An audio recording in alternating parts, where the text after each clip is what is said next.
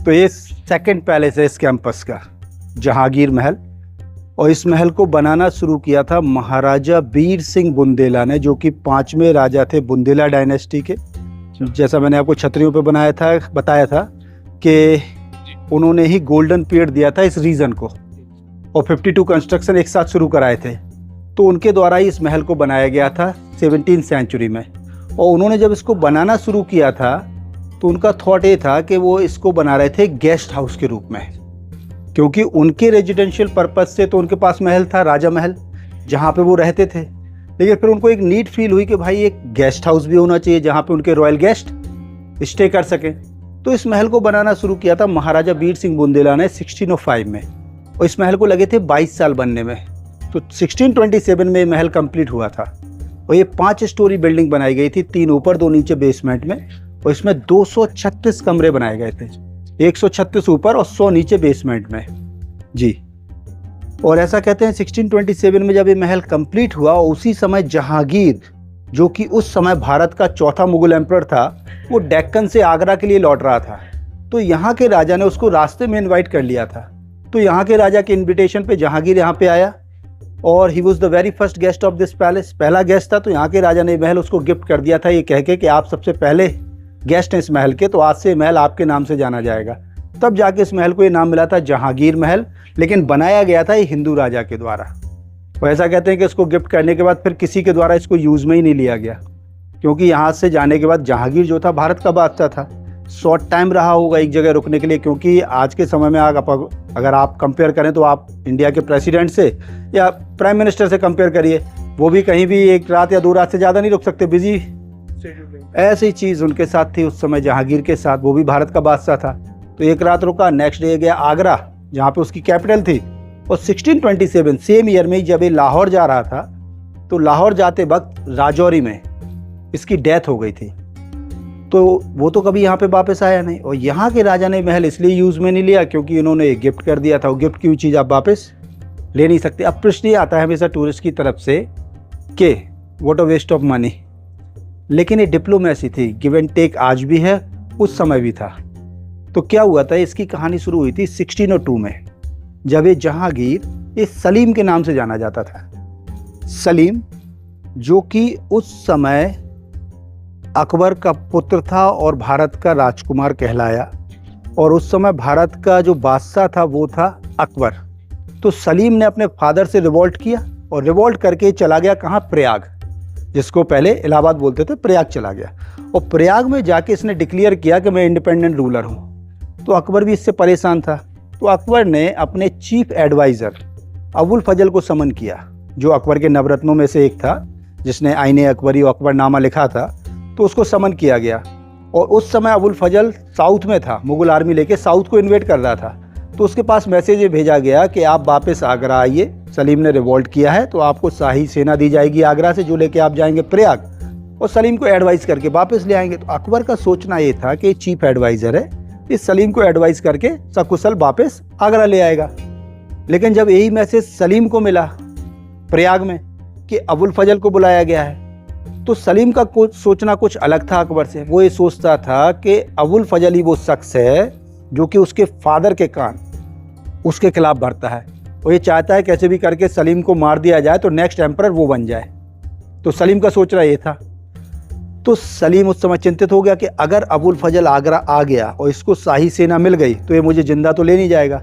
तो इस सोच के साथ सलीम ने फिर बीर सिंह बुंदेला से मित्रता की थी। और बीर सिंह बुंदेला उस समय ओरछा के राजा ना होके, he was just a landlord, ये केवल जागीरदार थे। ओरछा स्टेट की एक जागीर थी बड़ौनी, दतिया के पास, ये वहाँ के जागीरदार थे केवल।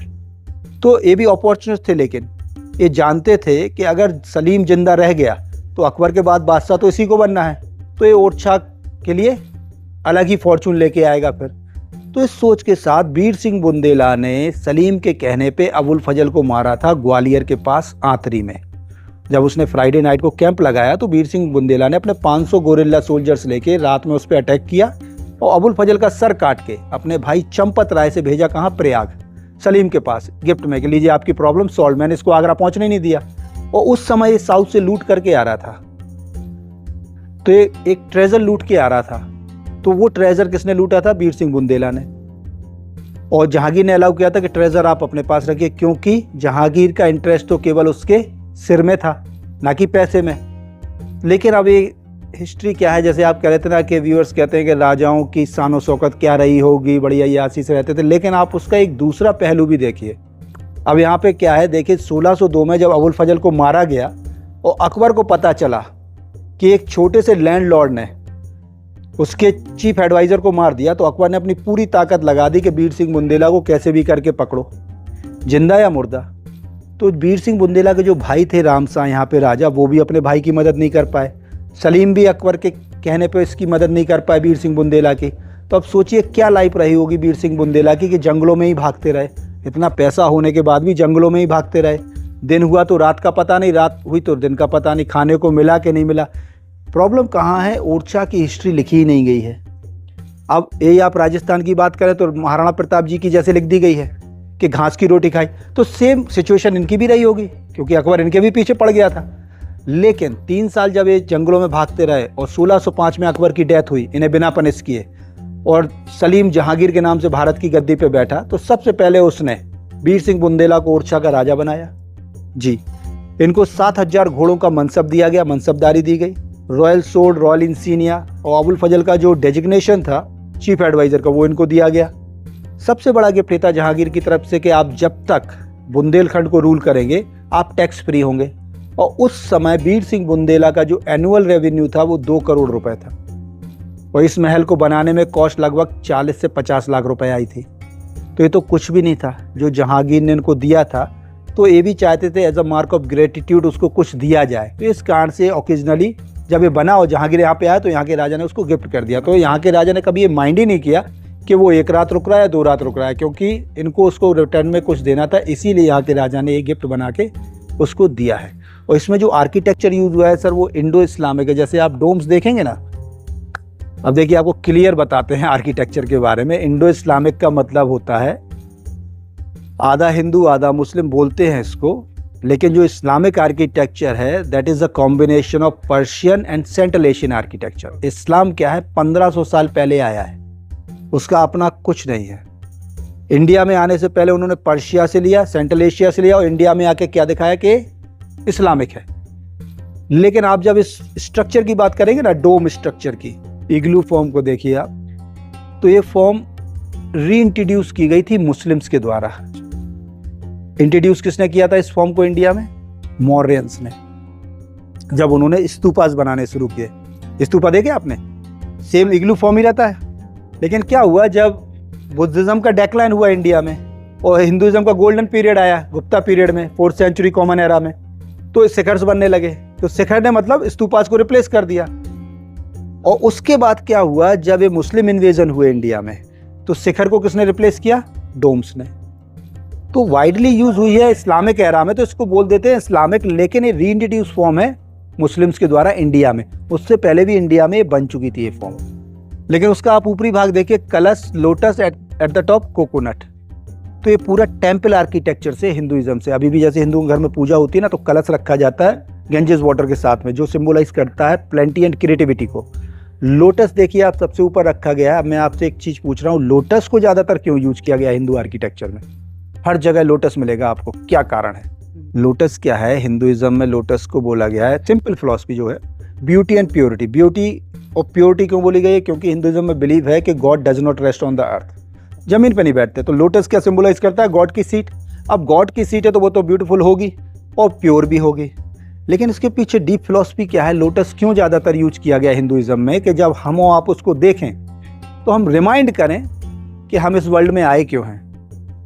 क्योंकि जैसा आप जानते हैं ना कि लोटस कहाँ से आता है? Stagnant water surrounding it. फिर भी ये कैसा होता है? क्लीन और प्योर। तो हम भी कहाँ रह रहे हैं अभी? कीचड़ में। स्टैग्नेंट वाटर क्या है हमारे लिए? Egoism, jealousy, wealth, relationship. और जब आप उससे अपलिफ्ट हो जाएंगे, एलिवेट करेंगे अपने आप को, तो आप भी लोटस की तरह आप ऊपर आएंगे, तो आप अपने गॉड को ईजिली अचीव कर लेंगे। इसीलिए हिंदुइज्म में ज़्यादातर लोटस को इसीलिए दिखाया गया है कि जब आप उसको देखो तो उस फिलॉसफी को आप रिमाइंड करो कि आप यहाँ पे हो अपनी जो इंडिविजुअल सोल है उसको यूनाइट करने के लिए यूनिवर्सल सोल से। तो आपको लोटस की तरह एलिवेट होना पड़ेगा, तब जाके आप प्राप्त कर पाएंगे। तो ये सिंबलाइज करता है लोटस हमेशा हिंदुइज्म में। और सबसे टॉप पे कोकोनट है। वो प्रॉस्पेरिटी को सिंबलाइज करता है। तो ये पूरा टेम्पल आर्किटेक्चर में, और डोम के चारों ओर जो छोटी छोटी छतरियां आप देख रहे हैं ना, ये राजपूताना स्टाइल है। और इन सभी छतरियों के नीचे पहले मूर्तियां थी दिक्पालों की। देखिए व्हाइट कलर की कुछ बची है ना, अष्ट दिक्पाल। हिंदुइज्म में 10 डायरेक्शन है, पूरब, पश्चिम, उत्तर, दक्षिण, आग्नेय, निरुति, वायव्य, ईशान, और 9वीं अर्थ, 10वां स्काई। तो अर्थ के जो गॉड है उन्हें क्या माना गया है? शेषनाग। और जो स्काई है उसको ब्रह्म। तो ये तो 2 गॉड हो गए अपने आप में, लेकिन जो 8 डायरेक्शंस हैं उनके लिए 8 पर्टिकुलर डेमी गॉड्स और गॉड्स रखे गए हैं हिंदुइज्म में। ये वास्तु के हिसाब से, साइंस ऑफ स्पेस के हिसाब से। तो जैसे आप अगर उत्तर की बात करेंगे तो एक कुबेर की दिशा है, ईशान कोण शिव जी का है, दक्षिण यम का है। तो इस तरीके से गॉड्स डिवाइड किए गए। तो उन सभी की मूर्तियां इनमें रखी गई थी इस सोच के साथ कि इस पैलेस को सेव करेगा इविल स्पिरिट से। ये वास्तु के हिसाब से रखी गई है विद राजपूताना स्टाइल। यहाँ पे जैसे हाथी है, 27 हर दीवार पे है। 27 इसलिए है क्योंकि हिंदू कैलेंडर में 27 नक्षत्र है, और हर नक्षत्र का जो टाइम पीरियड है वो 4 प्रहर। 4 प्रहर मीन्स समझते हैं आप? 4 प्रहर मीन्स सुबह, दोपहर, शाम और रात्रि, 6 घंटे का। तो ये 4 दीवार मीन्स 4 प्रहर हो गए, और 27 हर दीवार पे मीन्स नक्षत्र। तो जब आप 27 को मल्टीप्लाई करोगे 4 से तो नंबर क्या आना चाहिए एलिफेंट्स का? यहाँ पे 108। तो ये 108 हाथी बने हुए हैं यहाँ पे रोजरी के हिसाब से। तो ये पूरा हिंदुइज्म से लिया गया है, और उसके ऊपर जो ब्रैकेट्स हैं सब इस्लामिक है। इस सेंटर में पानी का टैंक जब जहांगीर को इनवाइट कर लिया गया तो 10 से 12 दिन के भीतर ये टैंक कंप्लीट कराया गया था। इसीलिए क्वाइट सिंपल है। जब आप अदर पार्ट से कंपेयर करेंगे जहाँ पे आपको ज़्यादातर प्रोमिनेंट ऑर्नामेंट डिटेल दिखाई देगी, जैसे एलिफेंट ब्रैकेट्स हैं, सिंपल ब्रैकेट्स हैं, राजपूताना छतरीज हैं, लोटस फिगर्स हैं, लेकिन ये बिल्कुल सिंपल होगा क्योंकि इसको बहुत जल्दी में बनाया गया था वजू के लिए। मुस्लिम जो हाथ पैर धोते हैं नमाज के पहले, उसके लिए है। इसके चारों छोटे छोटे टैप्स हैं, ये जस्ट फॉर डेकोरेशन थे। इनमें पानी भर के फूल पत्तियां डाल दी जाती थी। और 17वीं सेंचुरी में ये बिल्डिंग, जैसे डोम्स आप देख रहे हैं ना, पूरी तरीके से कवर थे लापिस और टर्कवाइज से। लापिस लाजुली, जो डार्क ब्लू है वो लापिस लाजुली है, और जो लाइट ब्लू है वो टर्कवाइज है। लापिस लाजुली उस समय अफगानिस्तान से लाया गया था। अफगानिस्तान में अभी भी एक प्लेस है बदख्शान, जहाँ पर अभी भी इसकी माइंस हैं। और टर्कवाइज लाया गया था पर्शिया से, जिसे प्रेजेंट में अभी ईरान कहते हैं। तो इसका कोई पेंटिंग वगैरह नहीं है, लेकिन जब भी कुछ पीसेस वगैरह ऊपर डोम्स के दिखाई देते हैं बचे हुए, तो इमेजिन करते हैं कि पूरा ही कवर किया गया हो उस समय। जी, ये तो मीन्स बियॉन्ड इमेजिनेशन है। उस समय पूरा टर्कवाइज और लापिस से कवर रहा होगा। द वॉल्स वाइट रही होंगी बिल्कुल से, क्योंकि लाइम प्लास्टर था विद काउरीज एंड सी शेल। फिर पेंटिंग रही है हाथियों के बीच में, जो कि खराब हो गई है सब बारिश के कारण। फिर यहाँ पे फर्नीचर, कारपेट्स, क्या नहीं रहा होगा। जो ये छतरियाँ आप देखें, इनमें गार्ड्स वगैरह रहे होंगे, कलरफुल ड्रेसेस थे। तो इमेजिन तो नहीं हो पाएगा, लेकिन अभी भी ये ब्यूटीफुल ही है। जी, तो जहाँ से अभी आप आए थे इस महल में, ये पिछला द्वार है। अभी आपको इसका मेन एंट्रेंस दिखाते हैं, उस पर भी ब्यूटीफुल आर्किटेक्चर है, फिर वापस आएंगे हम। ये पूरा हिंदू आर्च है। एक्चुअली जितनी भी आर्चेज हैं पैलेस की, मोस्टली आर्चेज सब इस्लामिक हैं, लेकिन in the middle of each wall Hindu arch है। ये मिडिल में है, एक वो मिडिल में है, देखिए आप, एक वो सामने मिडिल में। तो ये सब हिंदू आर्चेज हैं। तोरण आर्च बोलते हैं इनको, फेस्टून आर्च, जो टेम्पल में मिलती हैं आपको। ये देखिए तोरण आर्च है पूरा। सेंटर में गणेश जी हैं, उनके नीचे लोटस बना हुआ है जो कि उनकी सीट को रिप्रेजेंट कर रहा है, और दोनों तरफ पीकॉक्स हैं, और उसके बीच में देखिए कोबरा है। अब यहाँ पे थीम ये है, पीकॉक सिंबलाइज कर रहा है लाइट को, और कोबरा सिंबलाइज कर रहा है डार्कनेस को। पीकॉक यहाँ पे कोबरा को मार रही है, means light overcome with darkness, प्रकाश अंधकार को खत्म कर रहा है। ये डिपेंड ऑन एक्शन। कभी कभी क्वेश्चन आ जाता है यहाँ पे कि जब शिव जी एक कोबरा को नेकलेस के रूप में यूज करते हो और विष्णु जी लेटते हैं उस पे, तब उस सिचुएशन में कोबरा कॉस्मिक एनर्जी को रिप्रेजेंट करता है। तो मतलब ये आपके कर्म पे डिपेंड करेगा कि आप भगवान की तरह पूजे जाएंगे या फिर डीमन की तरह मारे जाएंगे। और नीचे लोटस पेटल्स में बनी है रंगोली, जस्ट फॉर वेलकम। आज के समय में जो हिंदू सोसाइटी में लेडीज वो नेचुरल कलर्स यूज कर रहे हैं ना, पहले मार्बल यूज किया गया है इसमें। सीलिंग देखिए आप, ये इनलेड मार्बल है, ये इनलेड किया गया है मार्बल पे, और ये वाइट स्टोन पैनल पे ये सब सोशल रिप्रेजेंटेशन है 17वीं सेंचुरी की जो लाइफ थी उसको। देखिए लाइन के साथ में एलिफेंट है, फिर ये फार्मर्स वगैरह दिखाए गए हैं, डक्स वगैरह है, पीकॉक्स है। देखिए पीकॉक्स, ये सब बर्ड्स वगैरह हैं। फिर इस साइड आप आएंगे तो ये देखिए आप यहाँ से, ये रेड है, ये वाइट, येलो इस पड़ गया है ये समय के साथ में। इस पे जो कार्विंग है सब हैमर्स और सिजलर से की गई है, हाथ की कारीगरी है पूरा। तो ये पूरा लोटस बर्ड्स आ रही है, पूरा तोरण को रिप्रेजेंट करती है, वेलकम को, लोटस बर्ड्स। और ये ओरिजिनल डोर है, 400 साल पुराना टीक वुड का। अच्छा, 400 साल पुराना है टीक वुड का। इवन नेल्स भी उसी समय के लगे हुए हैं, इसमें रस्ट नहीं आया अभी भी। और ये लॉक करने के लिए यहाँ पे लकड़ी रहती थी, बड़ी वुडन, बड़ी वुड होती थी जिससे इसको लॉक करते थे दरवाजे को। ये इसका मुख्य दरवाजा था सर, ईस्ट गेट। एक्चुअली आपके लिए इजी रहेगा, कभी भी आप किसी भी बिल्डिंग को विजिट करें तो आपके लिए इजी रहेगा कि ये बिल्डिंग हिंदू ने बनाई है, मुस्लिम ने। आइकॉनोग्राफी का ये सब्जेक्ट है। जब भी आपको मेन एंट्रेंस ईस्ट में या नॉर्थ में मिले तो हिंदू ने बनाया है, तो अगर वेस्ट में मिले तो ये मुस्लिम ने बनाया है, क्योंकि वेस्ट जो है मक्का की डायरेक्शन है इंडिया से। और हिंदुइज्म में मैंने आपको बताया था साइंस के हिसाब से, east rising sun, north mountain Himalaya. तो ये पूरा हिंदू राजा ने बनाया, इसलिए ईस्ट को फेस कर रहा है इनका मुख्य दरवाजा। देखिए आप, ये सामने जो बिल्डिंग है ये 16th सेंचुरी का कंस्ट्रक्शन है। इसमें राजा रानी के झूले डाले जाते थे पहले, लेकिन जब जहांगीर यहाँ पे आया और उसके साथ शाही सेना थी तो इसको कन्वर्ट किया गया था फिर ऊँट घर में। अच्छा जी, ऊँटों को रखने लगे थे फिर उसमें। और उसी के लेफ्ट में ये जो राउंड टैप्स में दिख रहा है, ये पानी का टैंक है, सिस्टर्न। ये पानी का टैंक है। और उसी के पीछे देखिए आप, कैमल स्टेबल के पीछे वॉल जा रही है, फोर्ट्रेस लाइक वॉल। ये 2 किलोमीटर की दीवार है सर। अच्छा जी। तो इसमें कॉर्नर पे देखिए, सबसे लास्ट में कॉर्नर में बेस्टियन बना हुआ है सोल्जर्स के लिए, जिसपे वो कैनन भी रोटेट कर सकते थे। और आउटसाइड ये सब हिंदू मंदिर हैं, लेकिन सभी अबेंडन टेम्पल है, रूइंस हैं, किसी में भी मूर्तियां नहीं है इसमें। और नीचे ये एक और महल है जो अंडर रेनोवेशन चल रहा है अभी, that was the palace of the royal Rai Parveen, जो बहुत ही फेमस डांसर थी ओरछा की, उसका ये महल है। एक्चुअली क्या है, उसके लिए महल क्यों बनाया गया, ये जो महल है ना राय परवीन का, ये जो राय परवीन थी ये बहुत ही फेमस डांसर थी ओरछा की, और she was the lover of the Prince of Orchha, यहाँ के राजकुमार की लवर थी। लेकिन इनकी शादी इसलिए नहीं हो पाई क्योंकि कास्ट बैरियर था। लेकिन क्या हुआ कि जब 16th सेंचुरी में इसकी फेम आगरा पहुंची, अकबर के कोर्ट में, अकबर तो वैसे भी फॉन्ट था स्किल्स का, उसके कोर्ट में वैसे भी नवरत्न तो थे ही, तो उसने इसको इनवाइट किया कि आप आगरा आइए, यहाँ पे आके अपनी परफॉर्मेंस या स्किल दिखाइए।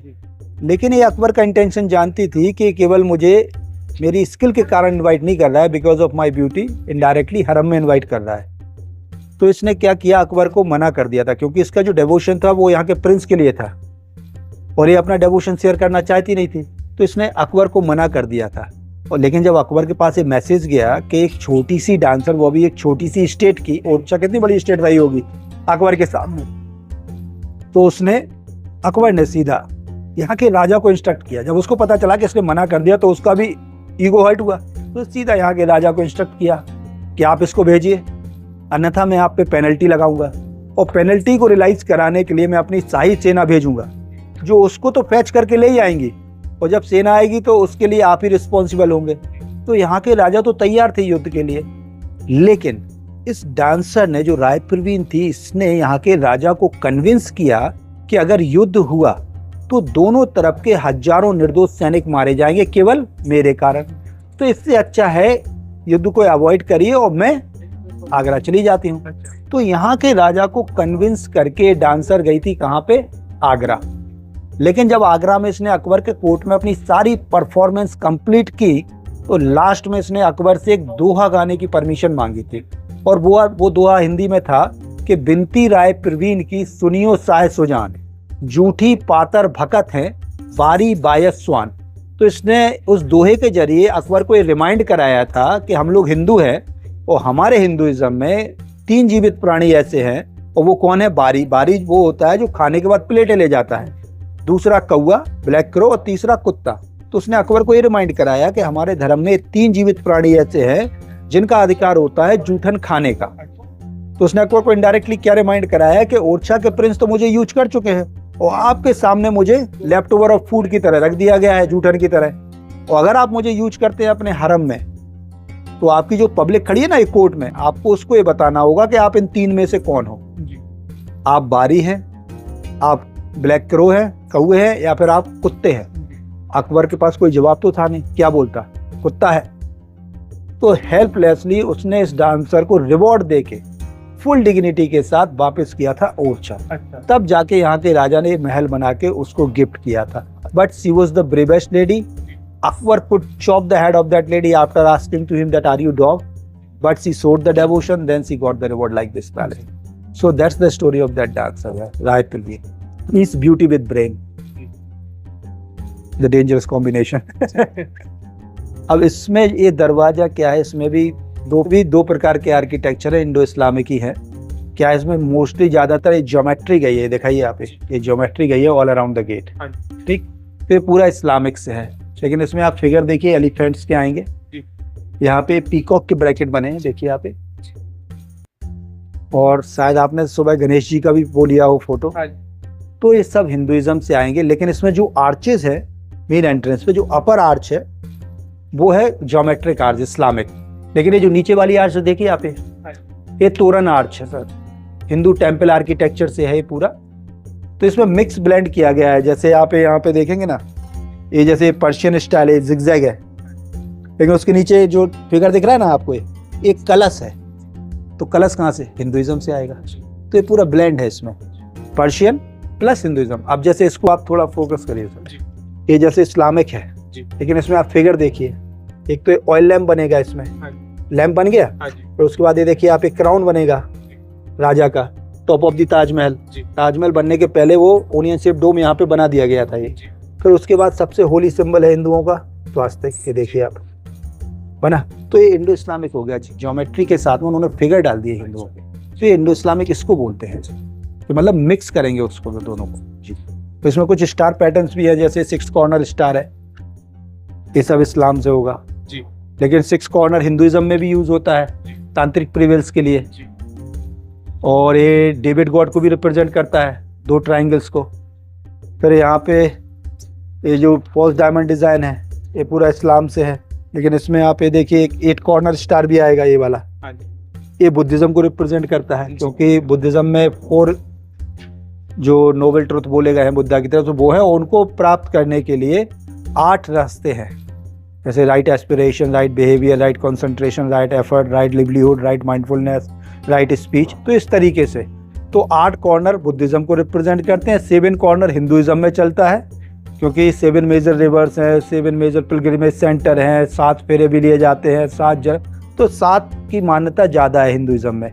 6 कॉर्नर डेविड गॉड के लिए भी है, लेकिन हिंदुइज्म में भी यूज़ होता है वो तांत्रिक प्रिवेल्स के लिए। और 5 कॉर्नर इस्लाम, क्योंकि उनके 5 पिलर है इस्लाम में। तो ये स्टार पैटर्न भी, लेकिन मोस्टली स्टार यूज़ होते थे इस्लामिक आर्किटेक्चर में, हिंदुइज्म में नहीं होते थे।